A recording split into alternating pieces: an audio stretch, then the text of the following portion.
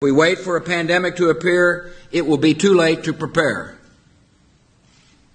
And one day, many lives could be needlessly lost because we fail to act today.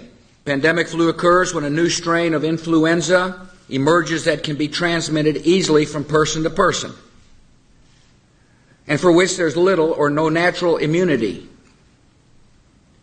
Unlike seasonal flu, most people have not built up resistance to it. And unlike seasonal flu, it can kill those who are young and healthy as well as those who are frail and sick. At this moment, there is no pandemic influenza in the United States or the world. But if history is our guide, there is reason to be concerned. First, we must detect outbreaks that occur anywhere in the world. Second, we must protect the American people by stockpiling vaccines and antiviral drugs, and improve our ability to rapidly produce new vaccines against a pandemic strain. And third, we must be ready to respond at the federal, state, and local levels in the event that a pandemic reaches our shores. To meet these three goals, our strategy will require the combined efforts of government officials and public health, medical, veterinary, and law enforcement communities, and the private sector. It will require the active participation of the American people. And it will require the immediate attention of the United States Congress, so we can have the resources in place to begin implementing this strategy right away.